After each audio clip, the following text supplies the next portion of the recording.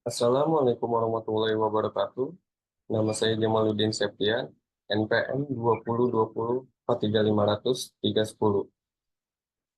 Saya akan mendemonstrasikan program aplikasi tugas akhir saya yang berjudul Sistem Pendukung Keputusan Penentuan Bonus Karyawan Catering dengan metode Simple Additive Planning pada Baraya Catering di Jakarta berbasis Java NetBeans.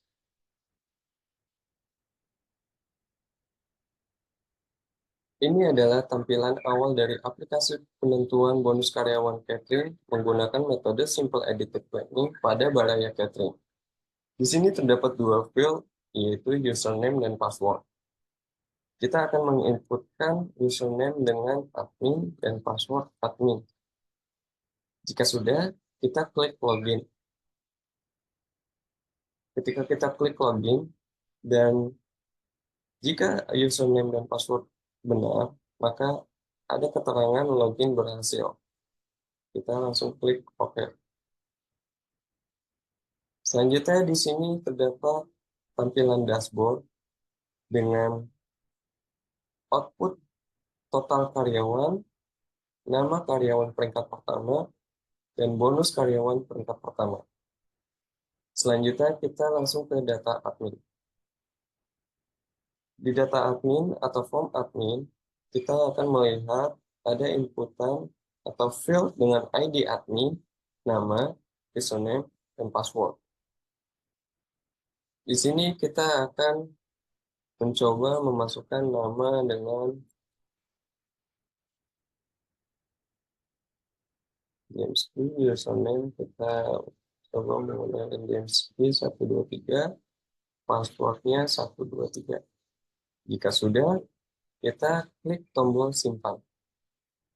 Maka akan ada pesan data berhasil disimpan, kita klik OK, dan dia langsung menuju ke aplikasi atau tampilan awal, supaya kita bisa memasukkan data yang baru seperti ini. Jika sudah, kita klik login lagi, dan kita klik OK. Selanjutnya kita akan ke data karyawan. Di data karyawan ini kita akan melihat ada field ID karyawan, nama karyawan, jenis kelamin, tanggal lahir, jabatan, agama, alamat, dan nomor HP. Dan di sini juga terdapat beberapa tombol atau button, yaitu simpan, ubah, hapus, dan kosongkan. Langsung saja kita akan menginputkan ID karyawan.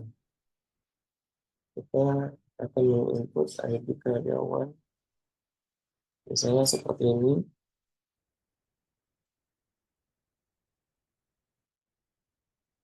Nama karyawan, jenis kelamin, kita akan menginputkan tanggal lahir,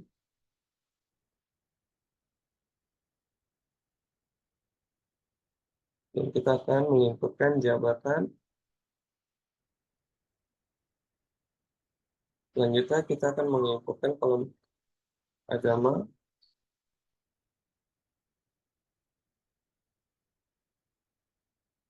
kolom alamat, dan yang terakhir nomor handphone.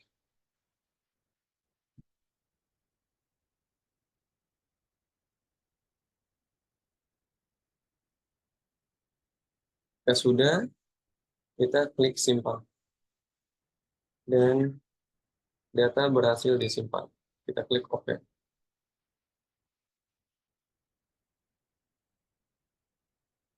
Jika kita ingin mengubah sebuah data, kita hanya mengklik data yang ingin kita ubah dengan cara kita klik datanya di table, maka akan keluar seperti ini. Jika kita ingin mengubah, misalnya di sini alamatnya kita ubah dengan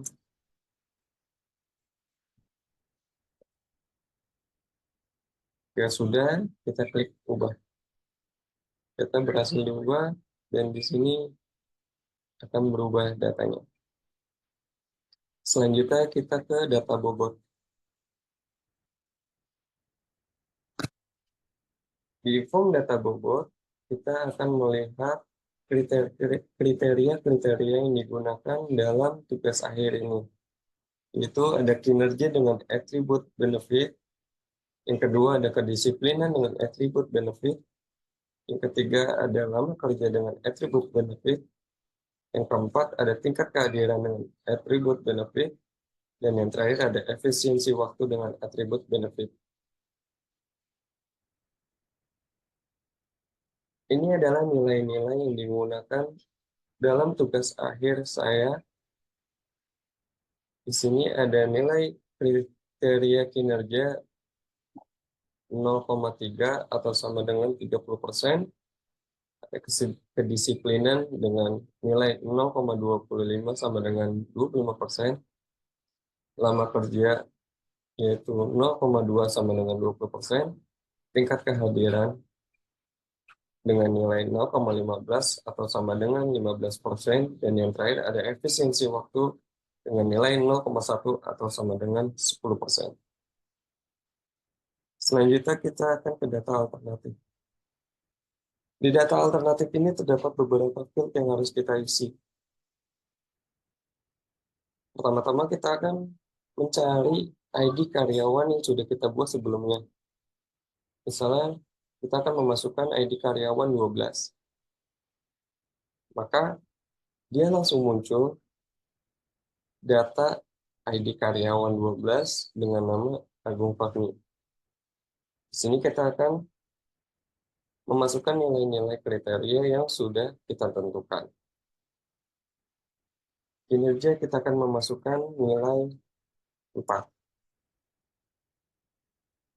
Kedisiplinan kita akan memasukkan nilai 5. Lama kerja kita akan memasukkan nilai 3. Tingkat kehadiran kita akan memasukkan nilai 4. Efisiensi waktu kita akan memasukkan nilai 3. Nilai-nilai ini sangat penting digunakan untuk memeringkatkan atau melihat seberapa penting alternatif ini untuk menentukan siapa peringkat pertama secara berurutan dari nilai rankingan yang paling besar sampai rankingan yang paling kecil. Range penilaian yang paling tinggi dimulai dari 5 dan yang paling kecil 1. Ya sudah, kita klik simpan. Kita klik OK. Kita akan mencari ID-nya.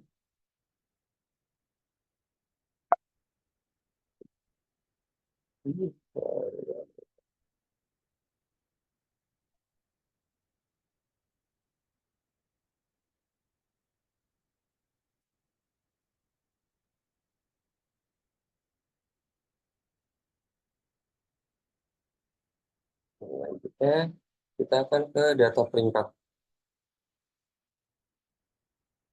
Di dalam data peringkat ini, kita sudah melihat nama-nama daftar karyawan yang akan dihitung nilai-nilainya. Setelah itu, kita akan klik normalisasi untuk menormalisasikan nilai-nilai dari kriteria-kriteria yang sudah ditentukan. Maka di sini akan muncul nilai-nilai yang sudah dinormalisasikan. Maka selanjutnya kita akan menentukan peringkat-peringkat karyawan dengan cara mengklik tombol tentukan peringkat. Maka di sini akan muncul peringkat yang sudah memiliki nilai mulai dari yang terbesar sampai yang terkecil.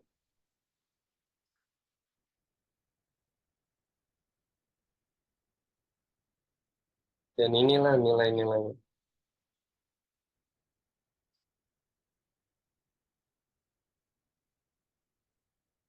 Selanjutnya kita akan melihat daftar laporan atau data laporan. Di sini memiliki 4 button, mulai dari data karyawan, data bobot, data alternatif, dan data peringkat. Ketika kita akan ingin mencetak data karyawan, kita hanya mengklik data karyawan, maka akan muncul report atau PDF dari data karyawan dengan data-data yang sudah kita inputkan sebelumnya. Selanjutnya kita akan melihat iReport atau PDF dari data laporan bobot.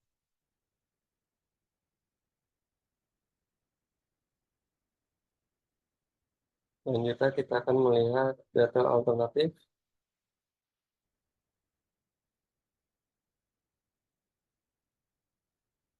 Data alternatif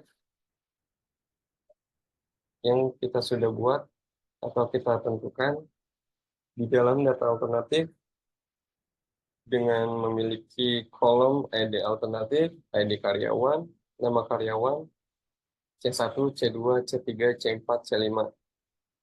C1 sampai C5 ini merupakan nilai-nilai kriteria yang sudah kita inputkan sebelumnya.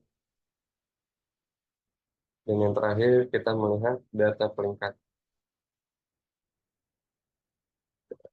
Di sini kita akan bisa melihat data peringkat bonus karyawan yang diurutkan mulai dari yang paling pertama dengan nilai yang paling besar, yaitu ID karyawan IDKRW 06, peringkat 1, nama karyawan Fitri Handayani dengan nilai 0,87 dengan bonus sebesar 3,480